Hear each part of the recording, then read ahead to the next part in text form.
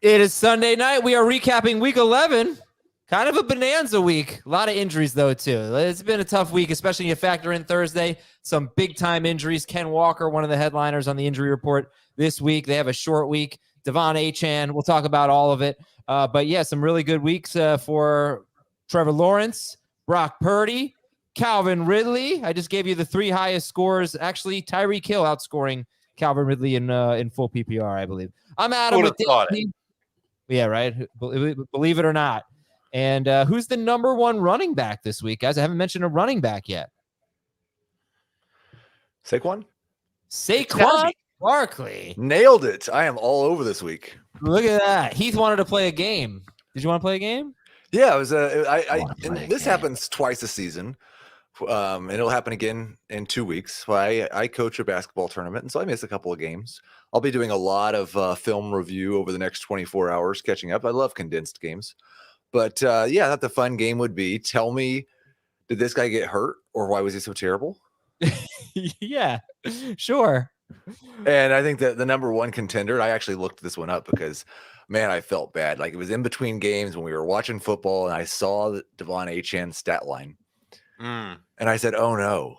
Like, I have all season long been so, I feel like, responsible and sometimes overly cautious. I killed myself in the Kamara week. Like, the first week back from injury, I've been kind of the low guy on him. And Devon Achane, I just threw him into my top 12, and he got one touch. Did he get hurt? Why was he so bad?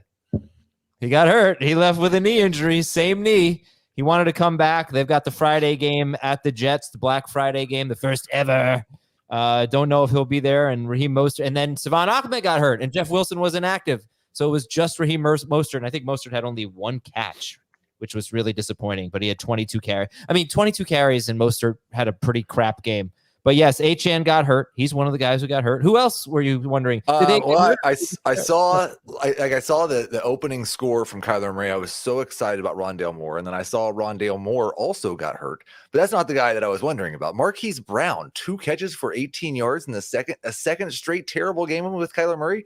Did he get hurt? Nope. No. He just did not put it all together. He had some opportunities for sure there was one deep throw that Kyler had Marquise Brown that was underthrown and picked off. All right, so listen, I don't like to hide from the truth here. I'm a pretty open, honest guy. I was not aware of a Rondale Moore injury. Yeah, he got hurt. He caught a 48-yard touchdown on the first play of the game, and then played behind Greg Dortch the rest of the day. I don't know that he played behind him. I mean, Michael Wilson was out, so I don't know if they were both playing. I was unaware of a Rondale Moore injury. Rondale Moore may have not gotten hurt. He may have just been terrible. Yeah. He played 42 of 58 snaps. So if he got hurt, maybe it was after the game because he played on 4th and 8 with 35 seconds left in the game. All right, let's get to this is a fun game, but let's get to a more uplifting game. The biggest winner, biggest loser. We'll talk about that too. But who's the biggest winner, Dave Richard, from week 11? I don't know if Raheem Mostert is the biggest winner, but if Devon Achane is hurt again and needs to miss time again, that's schedule for the Dolphins, especially if Savon Ahmed also hurt. It's the Jets, it's the Commanders, it's the Titans, and then the Jets again. That's a nice stretch for Raheem Mostert to, if he's going to get this kind of a workload, have a better game than what he had this week against Las Vegas. And so what a roller coaster ride it's been for the people who took Raheem Mostert with the late pick. And now here we are. It's Thanksgiving. And a guy who all year we've bemoaned him. He's 31. He gets hurt all the time. He's old. Dolphins like to use multiple running backs. Blah. And he's just shoving it in our faces, man. And he's going to end up being a guy who you can use the league winner term for.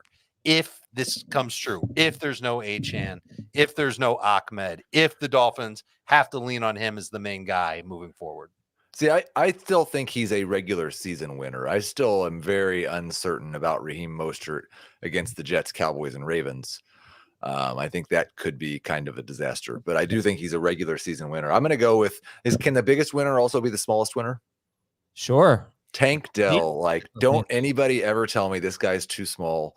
Again, can we just treat him like an elite wide receiver? I had tweeted out, and he's only halfway there coming into this week, but there have been 4 third-round rookies in the past who have averaged at least 55 receiving yards per game.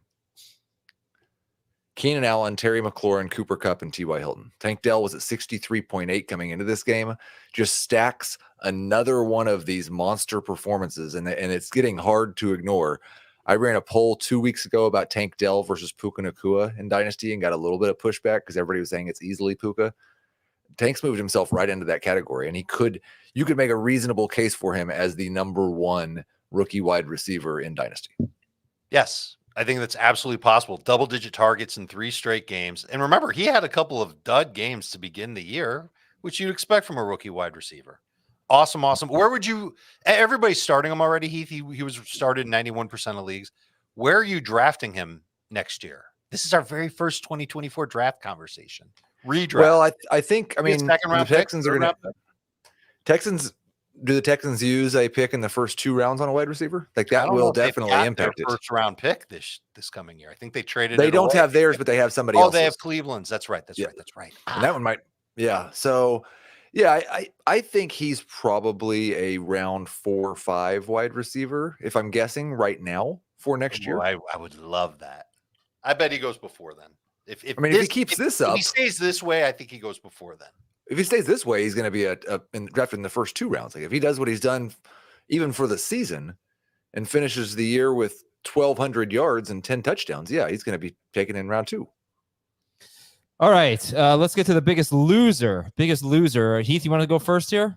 I think Dave should lead the way for the majority of the evening. All right, you're fine. You're in better shape than you think, even though you did just injure Rondale Moore for no reason. But Dave, well, I just couldn't imagine how a guy scores a 48-yard touchdown on the first play of the game or the second play of the game and then doesn't catch another pass. I looked into that too because I think Rondale Moore is a great waiver wire ad, but Greg Dortch had all the targets, and I was wondering, was it because I think we saw this last year because Rondale Moore, there was a game where he moved to the outside, didn't play in the slot. Maybe it was 2 years ago. I just remember.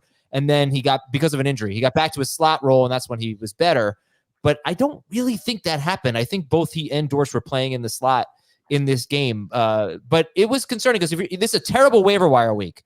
And if you're looking for somebody on the waiver wire, I really think Rondale Moore is still that guy. But we have to look into a little bit more. I'd rather have Demario Douglas. Dortch had one catch. I don't know if I would actually. Dortch had one catch coming into the season today. One catch.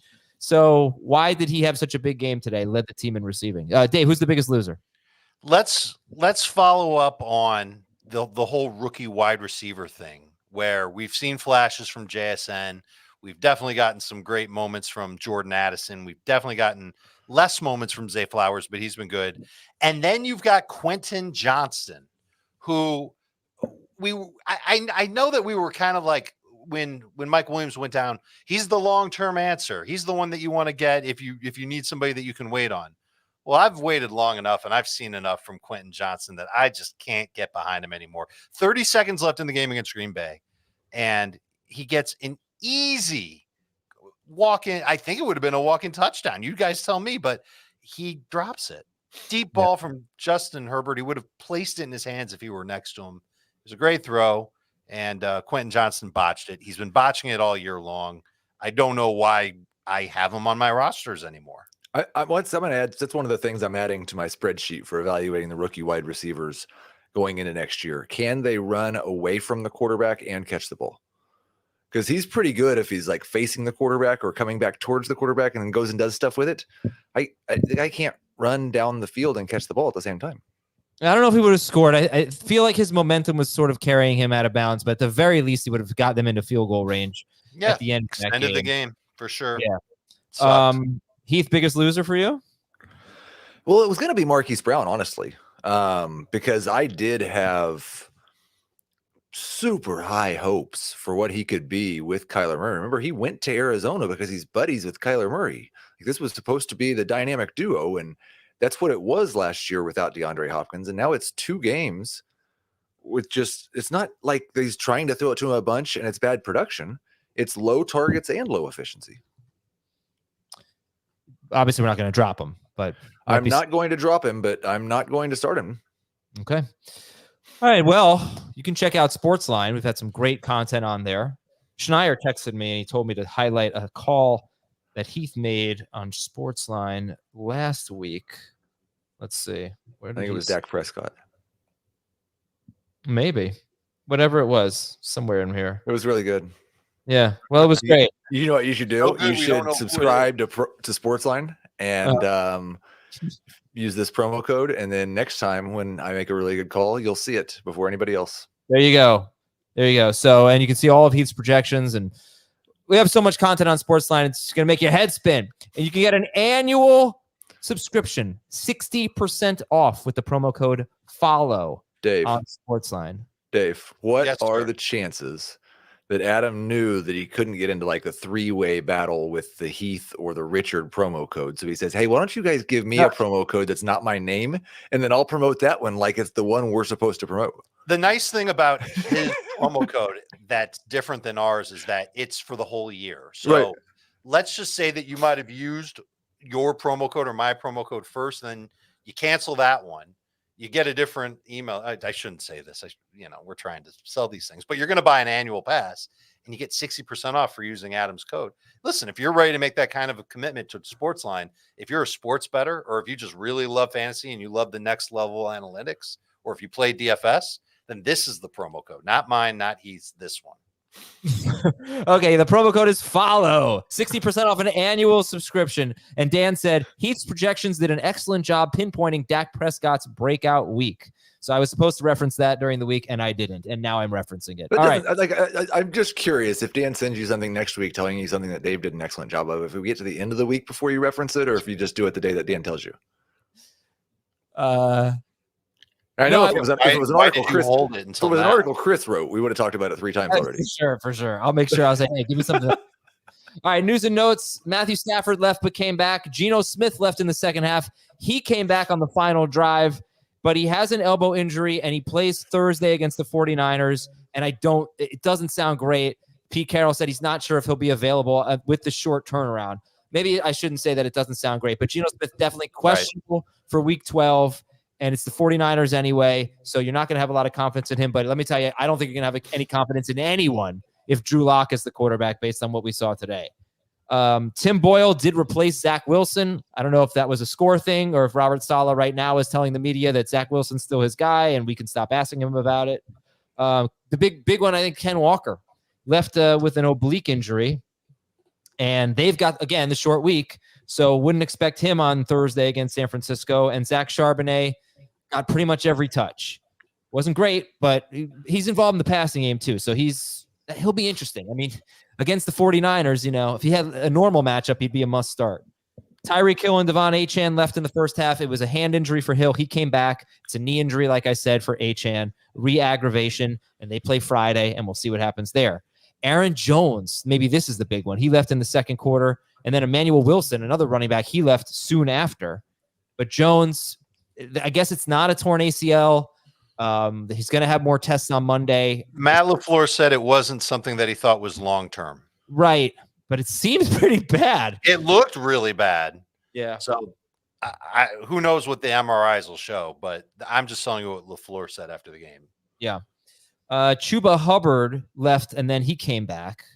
But they ended up splitting pretty evenly, Chubbard and Sanders. And I've got the Saleh news, too. Oh, okay. Deontay, let me give it this real quick. Yeah, sure. Deontay Foreman got hurt in the third quarter. So we'll keep an eye on that. That could be a boost. He left the game twice. All right, what do you got? And he came in beat up. He came in beat up and then ended up leaving the game twice. Saleh is not committing to a quarterback for Friday's game against the Dolphins. He has not decided. I think they should maybe try playing without one. It was so bad today that I sit there, I watch the Jets, and I honestly feel bad for everyone on defense. I just feel bad for them. Yeah. Create a new Wildcat where you actually have 3 running backs in the backfield and just run the triple option. Okay. That will be Miami. What else do we got in the – okay, we got more. Najee Harris is frustrated. He is fed up. Who's really frustrated? Who? People who drafted Najee Harris. Yeah. He's very I don't know. Najee's cursing after the game. We know Trevor Lawrence had a big game. Jacksonville, apparently, I was reading on ESPN, they ran more rollouts today, under center more rather than just in short yardage, trying to make Trevor Lawrence a little bit more comfortable. He responded with his best game by far. I dropped him in one of my leagues on Thursday. Thank you. Cooper Kupp hobbled off in the second quarter and did not return. That's another big one. I'm sorry. I buried that one. Cooper Kupp left with an ankle injury. Curtis Samuel was ejected, and we have a bunch of defensive injuries and offensive line. I will not bore you with those. Bills secondary got even more beat up today. They lost 2 players. Big deal for the Niners. Safety Talanoa Hufanga left in the second half. His replacement was like immediately torched on a big play. Tristan Wirfs, Tampa Bay offensive tackle, he left with an injury. Chicago lost a lineman. Yeah, there's more, but Tampa Bay got really beat up today. Arizona lost 2 starters, Kaiser White and Antonio Hamilton. Early waiver wire, guys. Who are some of the players you'd be looking at on the waiver wire? Minshew and Carr are the quarterback streamers. Oh. Demario Douglas was a leftover. Jaden Reed for sure. For sure. Who else, Dave? How about A.J. Dillon and Roshan Johnson? Is A.J. Dillon under 65% rostered? I don't know. 77-ish. 77. Charbonnet and Dillon are the shallow league guys. Okay. Do we dare say Tommy DeVito? No, we do not. Man, what a great performance by him. Just trying to make sure they can't draft his backup. Just trying to win enough games where they can't draft his backup. Is unbelievable.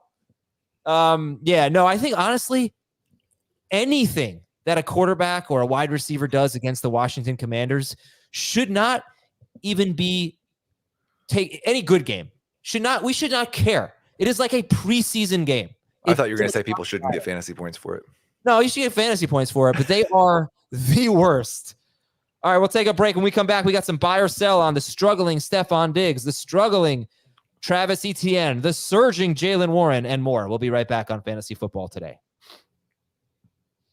We are back. Time for buy or sell.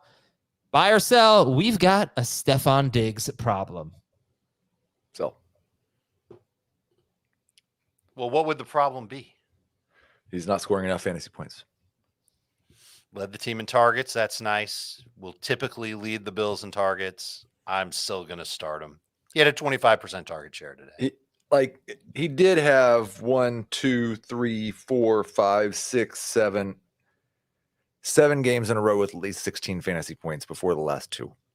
So I think we can give him 2 bad games when one of them's against the Jets. Yes, exactly. 25% target share against the Jets, one of the toughest teams for wide receivers. Yeah. Let's see how he does against Philly next week. There's something, though, under the hood here, and that's his route depth and his ADOT and, generally speaking, the Josh Allen air yards. And they're all weighted, at least for Diggs, the route depth, the ADOT. Going into this game, I think now we are talking about the 4 lowest ADOTs of his season, or at least maybe 4 of the lowest 5. And if you look at his splits last year, he was so much better before the Josh Allen injury, the elbow injury. And if you look at his splits this year, it is coinciding with the Josh Allen elbow injury. It's obviously been murder for Gabe Davis, and it's benefited Dalton Kincaid and Khalil Shakir, and it hasn't killed Stephon Diggs, but it has hurt he is not making the plays downfield that he was earlier this season. He is not getting the explosive plays that he was. I think that is that would be the concern. So there you go. I appreciate you. That was a good breakdown. Look, I understand you're going to keep starting him. I did want to bring it up that it looks like there is something different in the profile here. So, all right. Buy or sell, we have got a Travis Etienne problem. Oh, you can't wait to talk about this. Right? Why? Because you were like, I think Etienne's going to struggle the second half. And here I did say sell high. I did not expect this, but we've had 2 terrible game scripts in a row for him, but he's also regressing big time. Yeah, I don't know. It kind of seems to me like he played, and the Titans haven't been a great run defense, but again, it was the 49ers are incredible. And then he played against the Titans and had an inefficient day. But it just depends, I think. Did Trevor Lawrence solve all of his red zone issues today? And he's now going to throw for and run for 2 touchdowns a week? Probably not. No. One of those touchdowns probably goes to Travis Etienne next week. Yeah, but it's look at the schedule. I mean, this is what I was talking about with him. Is like I knew his second half schedule was so much worse. So Houston, Cincinnati, that's fine. Then Cleveland, Baltimore, Tampa Bay. That's weeks 14, 15, 16. So that's not good. And I just like he was just too reliant on 20-yard touchdown runs. And all right, look, I think he was an obvious sell high. I got a lot of heat for it. So unfortunately, I have him in a lot of leagues. I didn't sell high on him once. But do you think like a lot of times, I think you just have to acknowledge a lot of times these stud running backs, they go through these funks. They usually come out of them. Right. This is a great day for Pollard. Finally, I think he's going to come out of it next week.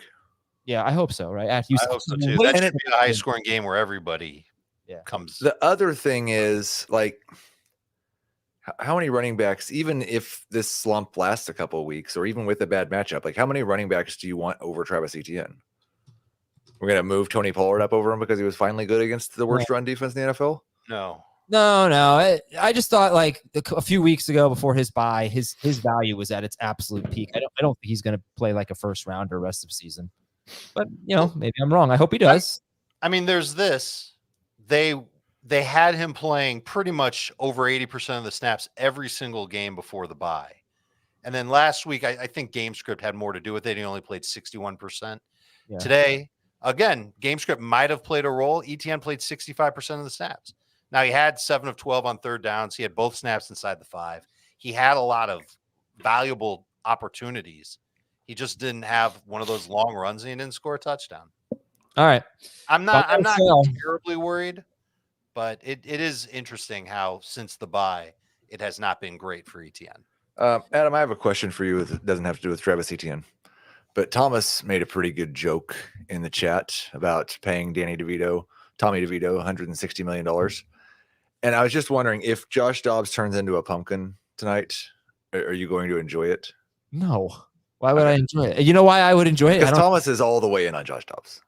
He has to be. So. And he likes to tease you about Daniel Jones. He does not like to tease me. You have corrupted. I didn't have anything to do with this comment. They're going to pay DeVito $160 million. You don't think you had anything to do with it? All of your pregame talk with Thomas Schaefer had everything to do with him trolling me. All right, buy or sell.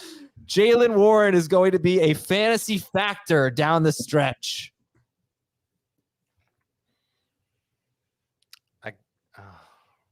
This is where I should be yelling, buy, of course, he's awesome.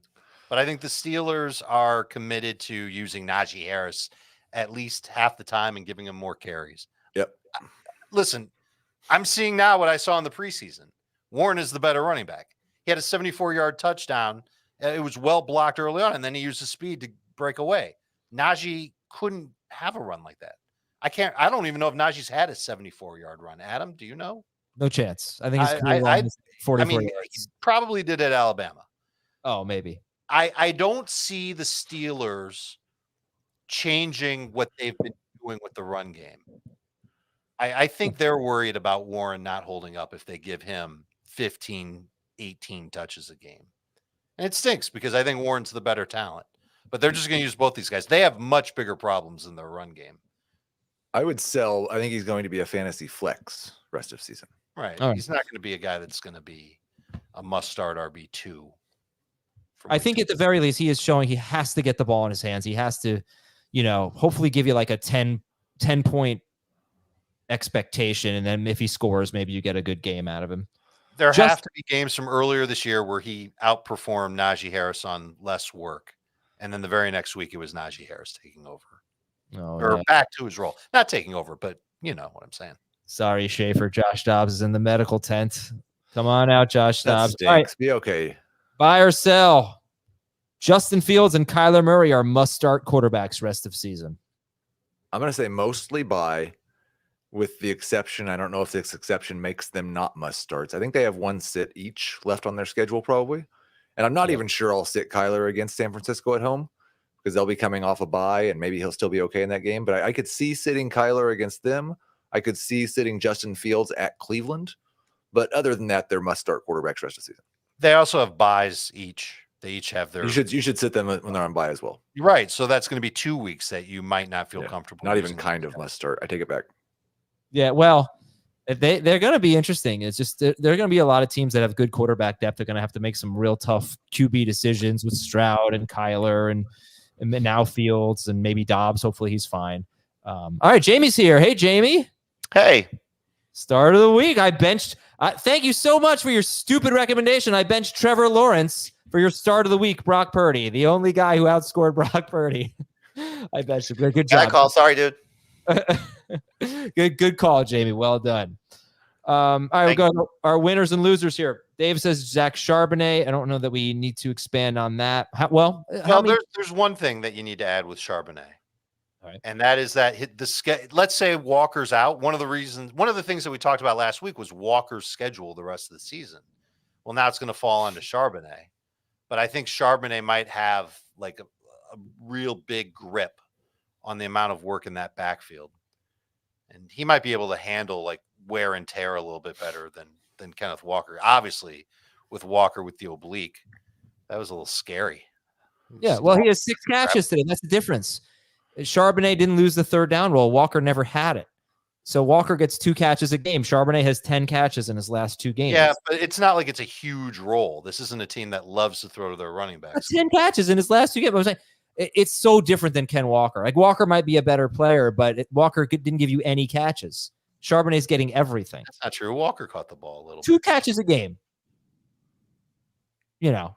All right. Anyway, it would be a hard schedule for Charbonnet, just as much as it would have been a hard schedule for Walker. But if they're not splitting, then it's obviously going to benefit Charbonnet. Now you have Mostert as a winner, and I just have to express some disappointment here with Mostert. He's obviously a winner if everybody's injured, but Jeff Wilson is someone that we could certainly be talking about adding on the waiver wire. He'll be back in the mix, you'd have to think. It depends on how hurt the other guys are. Of course, yeah. But they have a short week. And I just want better production from Mostert. And again, they stopped throwing him the ball. He has, I don't even know how many targets in his last 4 or 5 games, but it's very underwhelming. So, like, I don't know. How enthusiastic would you be about him if Achane were out for, let's say, 3 weeks? About Mostert? Anyone can answer. Yes, Mostert. If Achane's out for 3 weeks, I mean, Mostert's top 10 caliber player. Yep. Yeah. It's been a struggle for him. I think I'm the only one seeing this. Well, there's a struggle, and then there's what he's done, plus the fact that you just see if you're watching on YouTube, and if you see what the box score is, I mean, 23 total touches. Anytime you're getting 23 total touches in an offense that's consistently been above 400 yards, like that's hard to overlook. But again, they had no other running back in this game. They'll activate Jeff Wilson if they have to. Like this was his third. You said they had no other running back in the game. I mean, Savon Ahmed played. He got hurt, but he still played. I mean, again, it's not like those guys didn't play. They got hurt in the course of the game. Yeah, I know. That's what I'm saying. By the end of the game, they were out of options. It was just Mostert. So this is his third game with more than 30. What the hell am I doing here? Of course, I'm going to start Mostert. I'm going to start. Yes. I'm just okay. Green Bay passing game, Dave. You have them as winners with Jordan Love going for 24.9 fantasy points. Even Christian Watson got in on the action, catching a touchdown. But what's your big takeaway here as they get pretty good matchup at Detroit on Thursday? Yeah, Watson really isn't that big of a part of it. I like that Dobbs has become an end zone guy for Jordan Love. I love how Jaden Reed has been playing the last couple of weeks. I love that Reed scored on a long touchdown run. What was that? That was awesome. There was a Packers beat reporter that sent out a tweet listing his favorite Packers receivers, or the order that he thought that they were on the depth chart. And he put Reed at the top. He put Dobbs second. And then he made a mockery of Christian Watson. He put him behind like 6 retired Packers, and he put him last. And that was before Watson scored. Not only do I think that Reed and Dobbs are roster worthy and Reed potentially start worthy, Dobbs too is a bye week guy, but Jordan Love's been playing well the last couple of weeks. He's still, I talk about this every week, and every time I talk about Jordan Love, I mention that he's late on a couple throws, and that happened again today.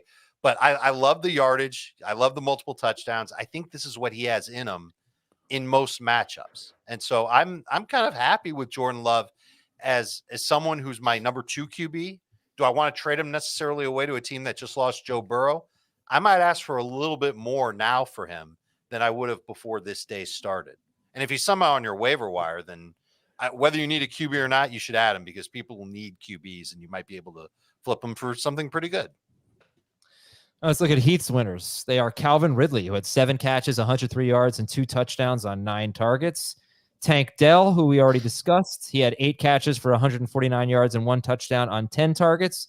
And Devin Singletary, back-to-back games with 22 or more carries, 112 or more yards, and a touchdown. Only 3 catches in his last 2 games. Singletary was started in 67% of leagues, but he has 2 huge games in a row, and they were amazing matchups. Well, I shouldn't say Cincinnati, and then this week was the amazing one with Arizona. Jacksonville next week for Singletary. So you got 2 guys going head-to-head next week, Calvin Ridley and Devin Singletary. Who are you going to be more confident in of Is your Tank winner? Dell sitting in that game? Well, we already talked about him, so I know Dell is going to be at the top. But you've got nothing but Jags. All of my winners playing against each other in the same game next week, and I think they're all going to be awesome. Listen, I think this was more probably of a needle mover for Singletary for me, just because he did what he did last week, and the thought was, well, he probably gets the best chance, even when Dameon Pierce comes back, to lead this committee. And then he does it for a second week, and it just feels not only more certain, but also more like it might not be that big of a committee the way he's running the ball. They talked early in the year about how confident they were going to be a good running team. And then they came out of the bye and thought they could run, and they just couldn't at all. But they're starting to figure it out the last couple of weeks, and they're figuring it out with Singletary. I think he's a borderline top 25 guy rest of the season. And Ridley, I mean, it's obvious. He just needs Zay Jones to be active, and everything's fine. That's what it is. Zay Jones is active. Calvin Ridley gets all the targets. He figured out how to get both feet inbounds in the end zone on a difficult touchdown catch. So yeah, I want to go back and watch it, but I figure it's the threat of a deep option changes some of the way that they use Calvin Ridley. I don't know. Well, isn't Ridley the deep option? Ridley has been put into that role, and I mean, like I said earlier, they rolled out Lawrence more. They put him under center more, so they made those changes. He had better protection, and he had more time to throw against a weaker pass rush. But he also had 2 rushing touchdowns. How much are you guys buying it for Lawrence and Ridley? They needed this. They absolutely needed this. You know, especially after a brutal loss last week to San Francisco. So, you know, this was kind of what's been missing, is taking advantage of a great matchup. That's something that they have not done for a good portion of the season. And so next week is not a great matchup. It's somewhat favorable, but it's not great. And so I think if you've been sticking with Lawrence, you're probably not in great shakes as a fantasy team, but you stick with him clearly. And if, like, I dropped him in a 10-team league because I had Kyler activated and I thought Kyler had more upside moving forward. So that was a decision I made. I'll go back to picking up Lawrence just to see if I can manage to get him back on my roster. But I think this was very encouraging. So buying it, not fully to say he's a must-start guy. Like, I've already did my quarterback rankings. I think he's like 15, you know, so he's not somebody that I'm running back to starting lineup with everybody off a bye. All right. And yeah, and really, yes, I think you put him back certainly as a starter in 3 receiver leagues, and maybe a borderline starter in 2 receiver leagues. Okay. You know, nobody on bye next week, so it's going to be tough to crack the top 12 for a lot of quarterbacks. Let's go to the losers. We'll do these a little bit quicker so we can get to the games. Heath's losers are Marquise Brown, who we discussed, Deontay Johnson, and Josh Jacobs. Your thoughts on Deontay and Jacobs? Yeah, I just think, like I said, that Jalen Warren was going to be a fantasy flex rest of season. That seems to be as good as it gets in this Steelers offense. I'm not sure anybody's better than a flex. Every time we start to get confident in somebody, they have a 2 or 3 week stretch where they're just absolutely abysmal. I was hoping that Deontay Johnson, by just virtue of earning enough targets, could kind of survive the Kenny Pickett experience, but it doesn't even look like that's true. It's 12 targets over the last 2 weeks, and I think 3 catches. I have a fun game to play. Let's play a game. Okay. So we're going to play Price is Right. Closest without going over wins. Heath, you get to go last since these are your losers. Dave, you can go first. How many yards has Kenny Pickett thrown for in the last 3 games combined? Closest without going over, Dave. 365. All right, Jamie. 1. Heath? I'm going to go 366. Heath is correct. He has thrown for 392 yards in his last 3 games. That is so bad. Dave really got screwed in that game. Do you know that Tommy DeVito has more multiple touchdown games in his career than Kenny Pickett? No.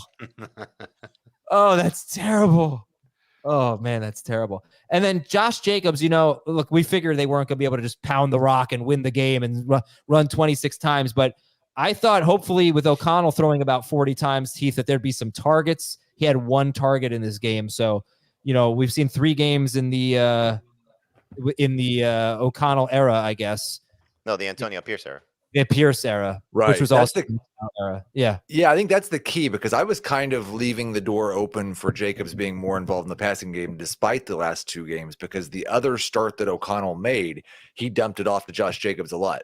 But I think that we can probably throw that out the window. I think he is not a 2-down back, but a guy who's not going to catch a lot of passes on a team that's not going to score a lot of touchdowns. And that's not a good combination in fantasy football.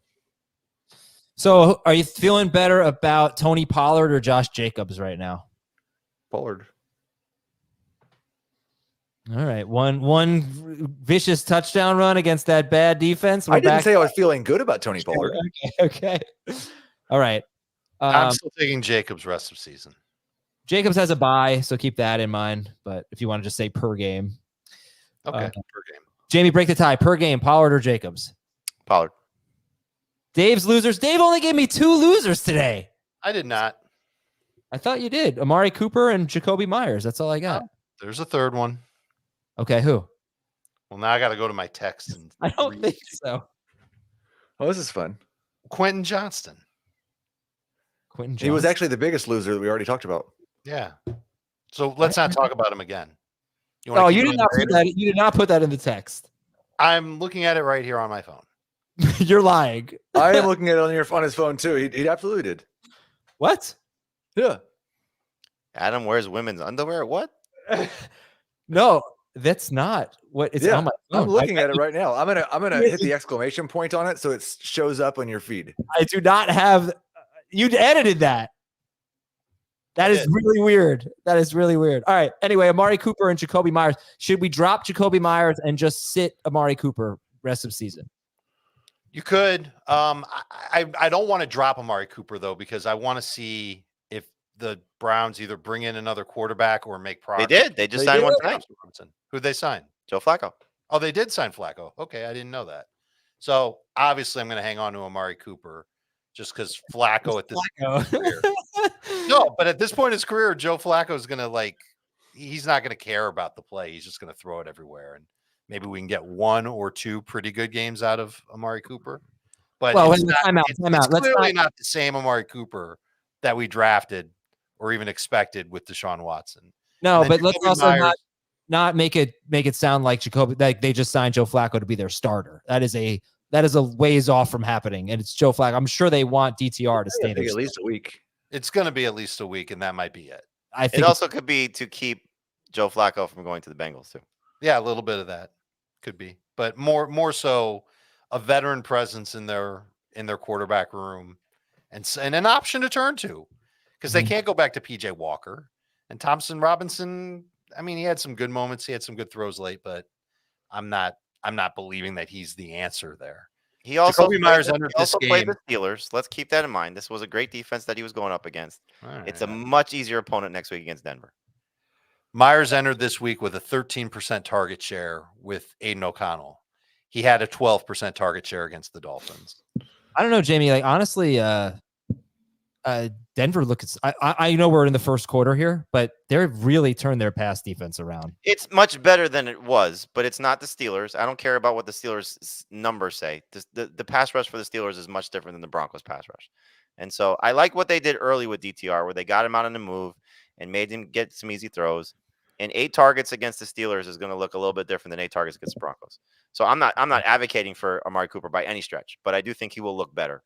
So don't cut him because somebody will pick him up. And again, there is a chance that Joe Flacco does come in and look much better as a passer.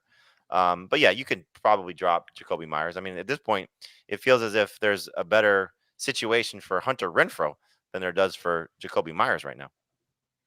That's pretty much all Devontae Adams. But yeah, right. I mean, yeah, it's just so, okay. Jacoby Myers, it's very unfortunate. He was Garoppolo's guy basically, and it's just not happening. Okay, let's get to the games in just a minute. There were some almost touchdowns. David Njoku dropped a touchdown. David Njoku had, 15 targets? Something like that. It was crazy. He had a lot. I don't know if it was 15. Not an easy. 15. I didn't even know. Not an easy catch for Njoku in the end zone. Went off his hands. Keenan Allen dropped a touchdown. Later caught one. He dropped 2? I don't think so, but maybe. Cooper Kupp was wide open for a deep touchdown, but Matthew Stafford could not connect with him. And Darrell Henderson had a touchdown catch called back, and then he scored a rushing touchdown. So, again, Matthew Stafford just will not get you that second touchdown.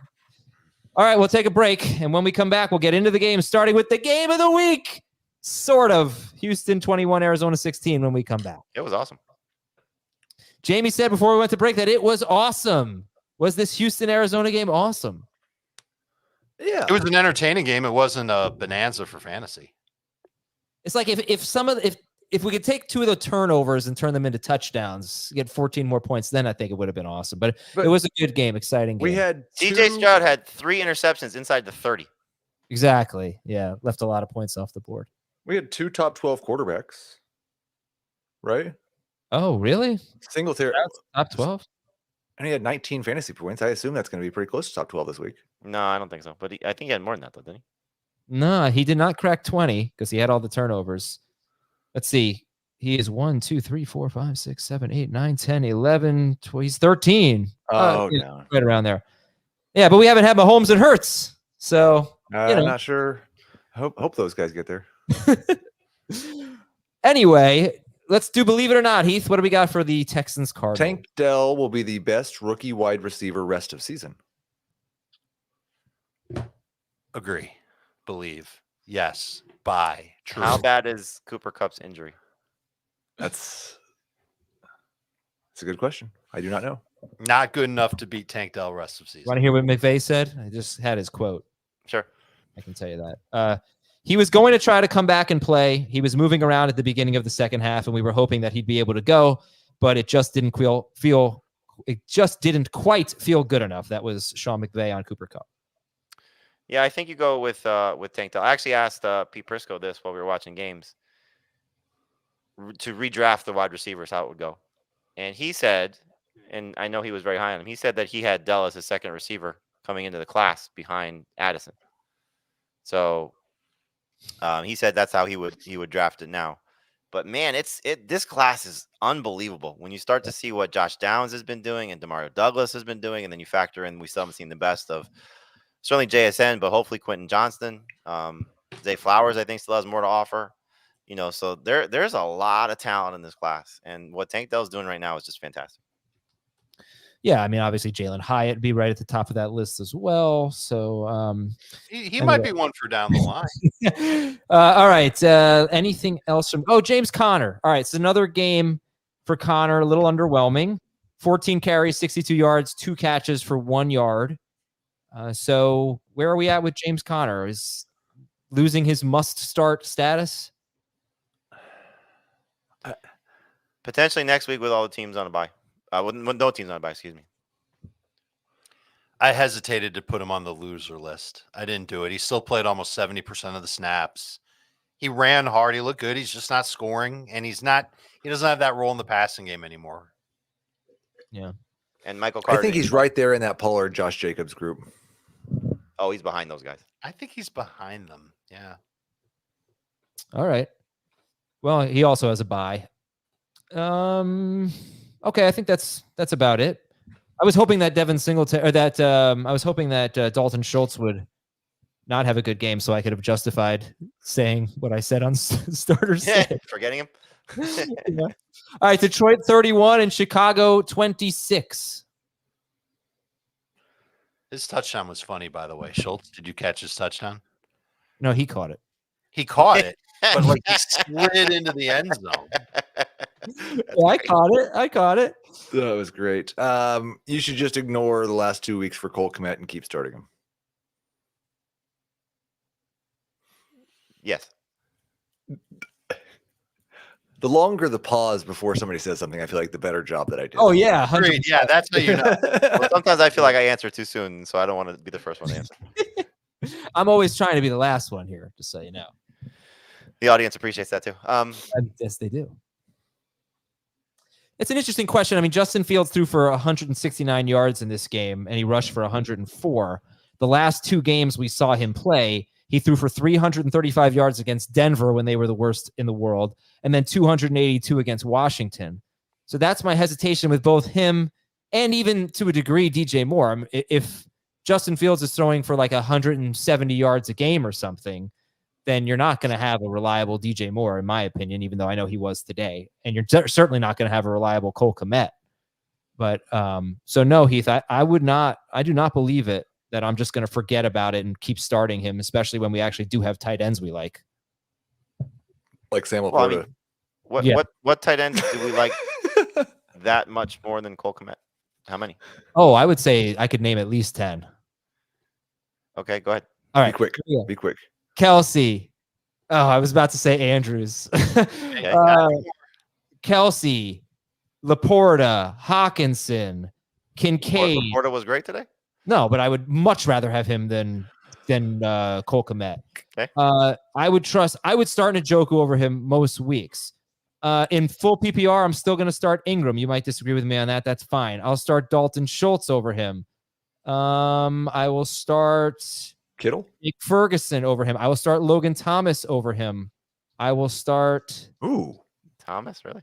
Yes. I mean, not necessarily. I'll play the matchups. I'll call them even. I'll start George Kittle over him, and I'll start Trey McBride over him. And I would say not everyone in that list every week. So, Taysom. No. He's roster worthy. He's not a slam dunk must start. He'll be in the discussion every week. It'll be fun. We'll have to talk about him.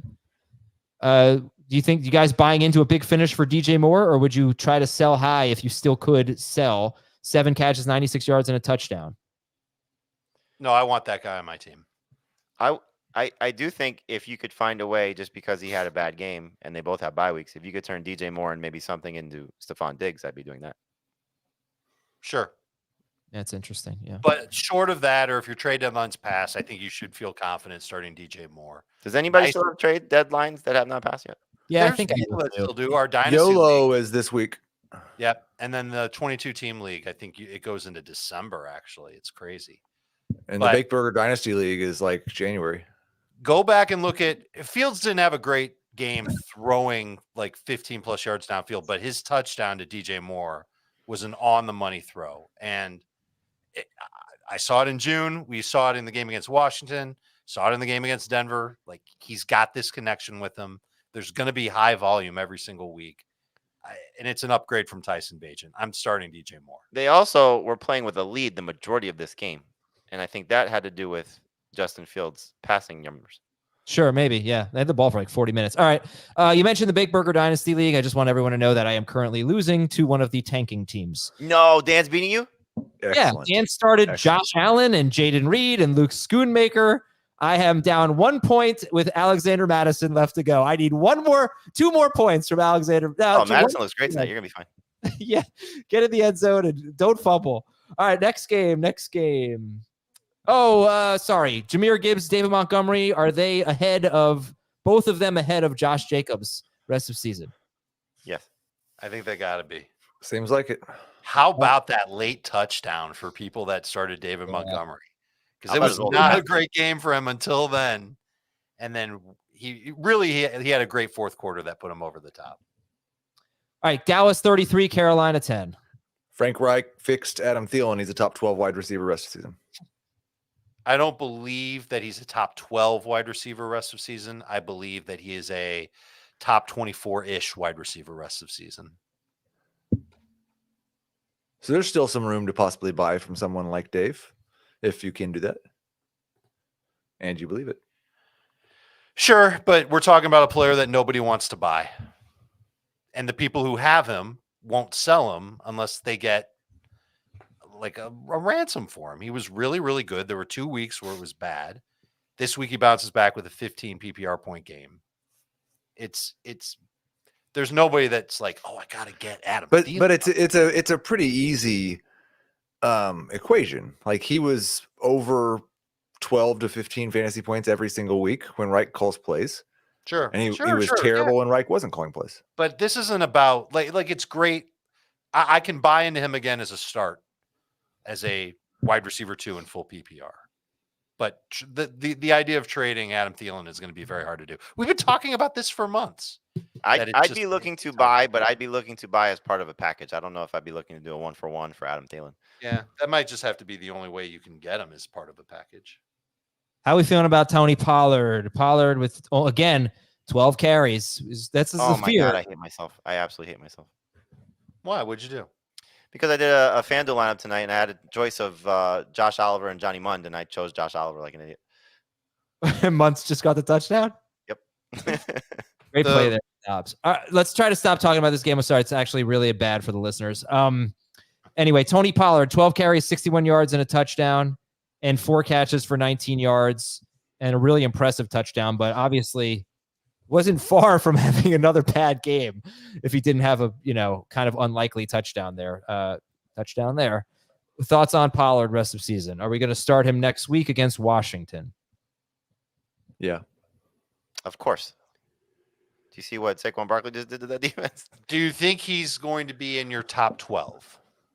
Very close to it. I mean, look, we just lost Ken Walker and Aaron Jones. I think he's better than Charbonnet and AJ Dillon. Yeah. Charbonnet Don't might forget be about close. H-Chan. We might have lost him too.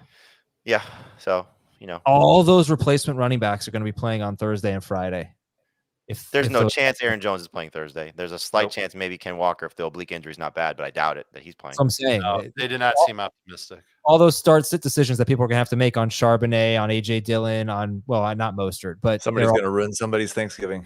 Yeah. All right. Green Bay 23, Los Angeles 20. I've been trying to think of the right way to say this one, but the Chargers' run defense isn't that bad anymore. Their pass defense is atrocious. This is the a week ago. Their run defense. Believe it or not, start your quarterbacks and receivers against the Chargers. Basically anybody, yeah. A week ago, their run defense was pretty atrocious. So I don't think anything that they do defensively is good. Well, they just lost Joey Bosa. That was a anomaly, though. They've actually had a very good run defense this year. Losing Bosa can't help. But who did they play last week? The Ravens? The Lions ran through the Lions, right? Right. The Lions. That was an anomaly for their run defense. Okay, but I mean, it's not like the Packers' run offense has been that great. Well, let's talk about something. I don't even know why. I guess there's not really much to talk about here. Are there any Eckler concerns after this dud? No, but I mean, just to the point of the running off the run defense. I mean, Gus Edwards is going to probably score 2 touchdowns next week against them. Yeah. So, how do you feel about AJ Dillon getting this role with Jones likely to miss some time? He was better as the backup than he was as the starter. When Aaron Jones came back, Dillon started running much better. Now, I was a little surprised because when Jones was still in the game, he had 3 catches, Dillon did, early in the game. And then I think he finished with 4. Yeah. If I'm not mistaken. He did. Correct. There's 20 touch potential here. And I think that's what you look at and you say, okay, it's hard to overlook 20 touches because he will work in the passing game. He will get the opportunities to carry the ball. I don't think they're a good run offense at all. So who they get next week? They have the Lions. That's brutal. So flex at best. Like Charbonnet is much better than him, in my opinion. But Charbonnet gets the Niners. Yeah, Charbonnet gets the Niners. I don't care. I'd rather have Charbonnet as a pass catcher and what he does against a tough defense as opposed to Dillon maybe catching the ball with that offense. Like, give me Charbonnet. Yeah. Dillon's just never been really efficient. Even like the one thing he's supposed to do is crush for touchdowns. We have seen that before. It's no guarantee he's going to do that against Detroit. But workload. He'll have a workload.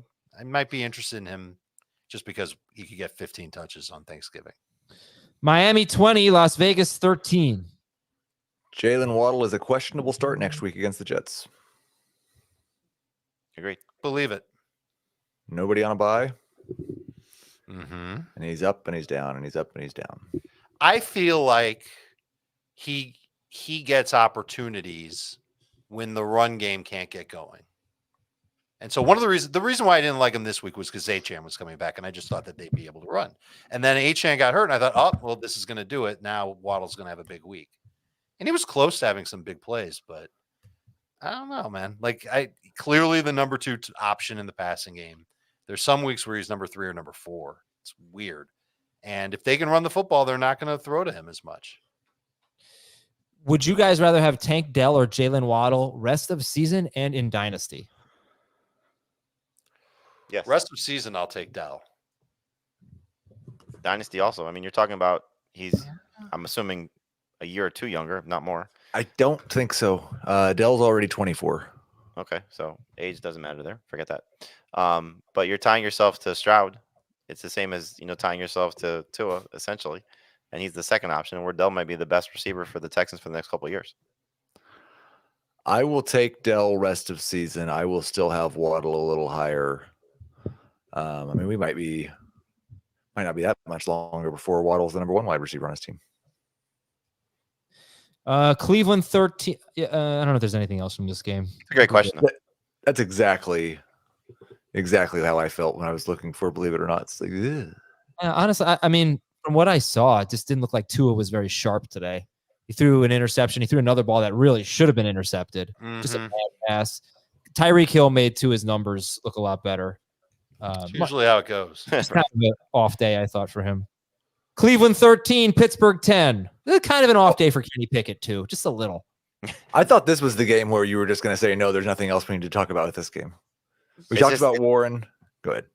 No, it's amazing that the over-under was 32 and they hit the under. Crushed it. Well, I think there's a lot here. I mean, what do you like? Give me a believe it or not on the running backs for the Browns. We haven't talked about them. They split evenly, and this time it was Jerome Ford getting the goal line touchdown. Yeah, I think, okay, so believe it or not, you're starting Jerome Ford without thinking about it next week. Denver. Denver, of course, both guys are in play. Yeah. I think Ford's a start. I think Ford's going to be a start unless it's just a terrible matchup because he still had 5 targets. So, I mean, if he's going to have 10 to 15 carries and 4 to 6 targets every week, we don't have enough running backs to sit that guy. It's Denver. It's the Rams, Jaguars, Bears, Texans, Jets in week 17.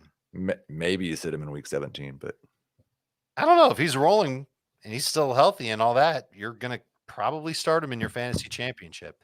He played 51% of the snaps, dominated third downs, 5 of 6 snaps inside the 10. You guys already talked about how he was in the short yardage goal line situation. That's how he got his touchdown. He had 28 yards in the first quarter, 3 yards the rest of the game. That part's not so great. I think he only had 4 carries the rest of the game. Yeah, they were using Kareem Hunt on their game-winning drive. So we're talking about Jerome Ford. And I got to say, I kind of felt like you all underrated Jerome Ford a few weeks ago, and now I feel like you're way overrating him. I have no faith in anyone on this offense. Anyone. How many running backs do you have faith in? More? I don't know. 15? Can you name the 20 running backs you have faith in, like you named the 10 times? I think I'm closer to Heath in terms of what his opportunity is.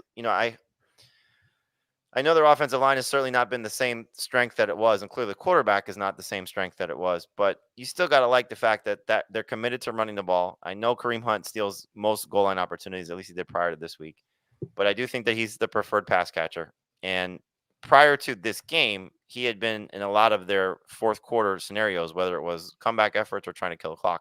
So I think they still prefer him as the important running back, however you want to frame it. So is he a slam dunk top 15 guy? No. Is he 20 to 28 most weeks? So number 2 running back flex. I think that's where he'll live. Yeah. All right. Tennessee and Jacksonville. Jacksonville wins 34-14. We had Justin Simmons catch a touchdown today. But what do we have? Jeffrey Simmons catch a touchdown today. Who is Justin Simmons? You were looking at Justin Jefferson on the screen. I think that's exactly what happened. Anyway, Simmons is a safety for the Broncos. That's true. I was Jeffrey looking at Simmons him. is a man and a half for Tennessee. Why would they run that play in a blowout game? To have some fun. Because Yeah, exactly. What do we got, Heath? Derrick Henry's still going to have a strong finish to the season. Carolina, Indianapolis, Miami, Houston, Seattle, Houston. Still going to be a top 15 running back rest of the season. I don't think I can believe it. I think I'll take him this week and then punt. Well, I kind of pinpointed the deal with him is when they lose, he gets 15 or fewer carries. And usually it's more like the 13 he had 10 today. Sorry. When they win, he gets 22 or more carries. They suck. So really he's going to struggle. Like Levis is just not, I was hopeful that Levis could sort of elevate the team and give him better game scripts. I made a big trade for Levis this morning. Oh yeah. What was it? In the 22 team league Dave referenced, I traded Darrell Henderson for Will Levis. I need a backup quarterback for week 13. You might have traded for Ryan Tannehill. I don't care. I just need like 6 You points. need somebody who's going to get you points. Don't give me 0. So part of the problem for the Titans is that they had the ball for 23 and a half minutes, and they ran 38 offensive plays. No, Usually a team runs 60 offensive plays. that's not a lot of plays. It's really bad. I mean, Henry only had 10 carries. Levis only threw 17 passes.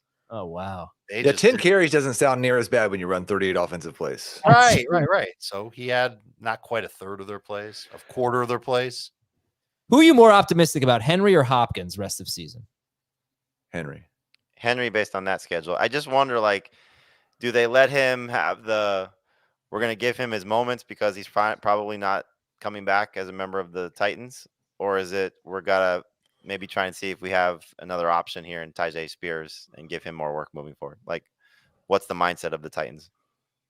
All right, guys, let's go to the Giants and the Commanders, the worst win of the year. Giants 31, Washington 19.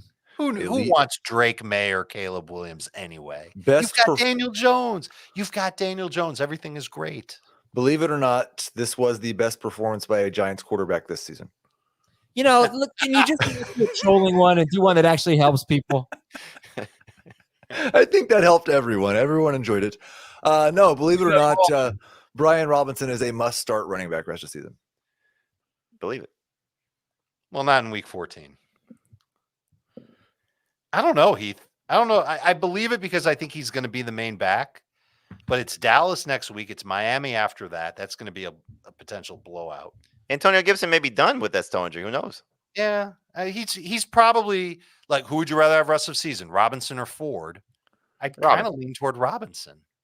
I don't think that's shocking. All right, let me just pump the brakes a little bit here because this was a guy who going into this week had 3 top 12 finishes all season. And a big part of that was Antonio Gibson. So Gibson didn't play today, and he led the team in receiving. He had a ton of receiving yards. But if Gibson's back and he goes back to being he barely ever cracks more than 10 carries. He did today. But, you know, I just want to say that he was a top 5 running back overall going into this week. I think he was more like 12th per game. But he had 3 top 12 finishes all season. He had a nice game today, obviously. But you can still be must start and not be top 12. Right. That's the whole point. Is he top 24? Yes. But then what are we doing here? Like, Brian Robinson or Tony Pollard? If Gibson's out, yeah, Robinson. If Gibson's in, I'll take Pollard. But look, we don't know. I mean, you know, he's had toe, ankle, foot problems a lot in his career. Gibson has. Yes. And if he misses significant time, you see the upside of what this guy could be. It's back-to-back weeks with his role in the passing game has been phenomenal. And you know how much they throw the ball. Yeah. All right. They dial this up a lot. His schedule's a bear, though, not just the games that I mentioned. I thought his schedule's a commander. Okay. The Jets in week 16, 49ers in fantasy championship week 17. It is next game, please. Next game, please. How about San Francisco 27, Tampa Bay 14? Deebo Samuel is just a number 3 wide receiver rest of the season. This week, yes, because there's nobody on a bye. Moving forward, depends on the week. But yes, he's not a must-start receiver. Is he now because it seemed like it was Kittle before was the guy who was kind of the loser when everybody was healthy. Is Deebo the new loser when everyone's healthy? I could buy that. Don't you feel like it's just going to be, we could be talking about a completely different player in this scenario next week? You know? It's well, I think when certain situations like this, there almost are just week to week, right? And so in the case of Deebo, like he's got a rushing touchdown last week. Clearly, Brandon Ayuk is a better option in the passing game. And Kittle has moved past him as a better option in the passing game. So, yes, I would say he's a number 3 receiver moving forward. Yeah, to me, the big difference and why I didn't love Ayuk coming into the year, I changed my mind after the preseason, but Purdy could not throw the ball downfield, and he has improved so much. He's, dare I say, a good downfield passer now. It's really benefiting Ayuk and Kittle. It's pretty amazing. Like when you watch I'll pare it down a little bit. The Kyle Shanahan tree. like the plays that they run in Houston, the plays that they run in Miami, the plays that they run in San Francisco, just how guys are so wide open. Los know. Angeles with the Rams. It's amazing just how they just scheme things up and just get these guys in space and make it so easy for their quarterbacks. Yeah. Chris Godwin or Deebo Samuel rest of season. Debo. I'll take Godwin PPR. All right. Jets at Bills. Gabe Davis is droppable. Believe it. Well, I think was Philadelphia next week. Yeah, it's a tough one to drop him. Go ahead. He can be on your bench. You're not going to start him. Second. What are we doing here? Gabe Davis is droppable, Magic 8 Ball. Yes or no? Positively. Oh, there it is. There it is. 8 Ball absolutely hates Gabe Davis. No, it doesn't hate it. It's right on. Yeah, I know. It's appropriately. He did not get a target in this game, which is not a surprise. Talked about it all week. He just never started against the Jets. He also, I know it was more of a headline than it was the actual quote, but he was defending Ken Dorsey. And probably that's not a good thing when you have a new offensive coordinator. Like, yeah, here's the plays. Dave is looking. No, nothing. Since the elbow injury, he's just not throwing downfield. But we had the Tampa Bay game, though. Don't forget the Tampa Bay game. Tampa Bay game was amazing. And what did Gabe Davis do? He must have.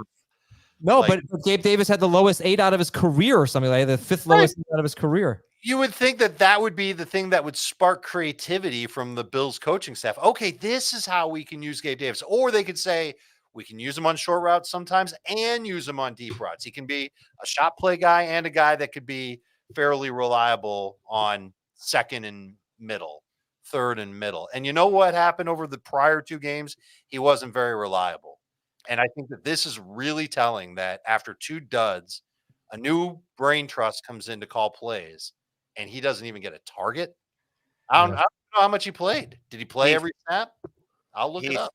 Would you be advising people to be selling Josh Allen in Dynasty with the idea of Gabe Davis is probably gone as a free agent and Stephon Diggs is most likely going to force his way out of Buffalo if he's not out of Buffalo already? I think it makes sense if you can still get the same if he's not been downgraded for the last few weeks. If somebody's still viewing him right on par with Hurts and Patrick Mahomes, then yeah, I think that makes a lot of sense. Like to me, the Joe Burrow manager who was in contention. Right. And if the Josh Allen manager is not, like that's an easy move to try and make. Gabe Davis led the receivers on the Bills in snaps played. Because he blocks. Yeah. And very good day for James Cook. And we might see a different type of offense from them. We know they want to run the ball more, and it's 2 straight games where they really committed to it. And Cook, maybe he'll start paying off. He had a receiving touchdown.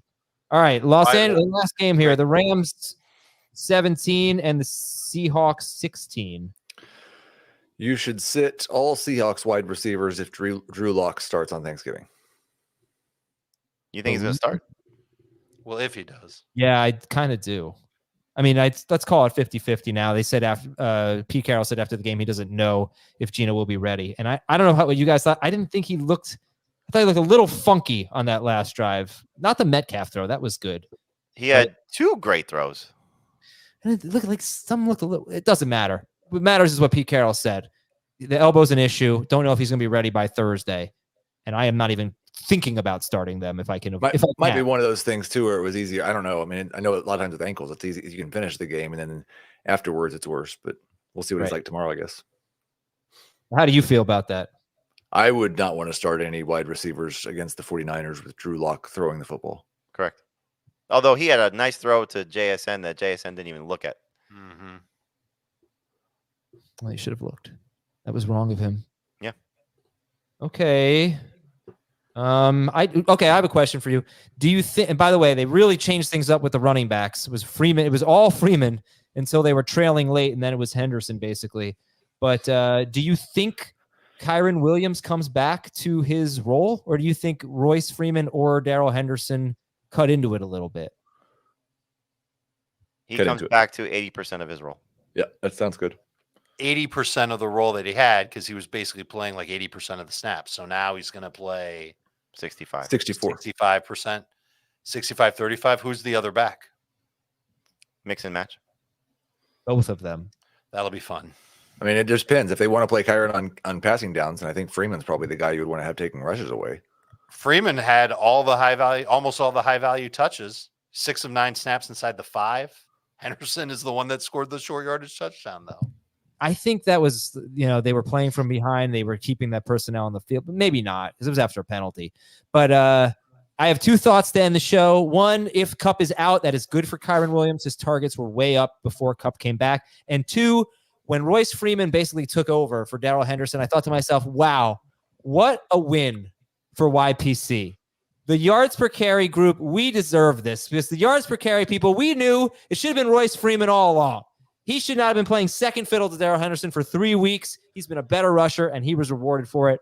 YPC for life. That is how we will end it here. We'll also end it with Gamer Eric saying, love the haircut, Dave. Me too. Dave looked ridiculous last week. All right. Thank you guys for watching. We're back tomorrow with Beyond the Box Score. Have a good one. See you later.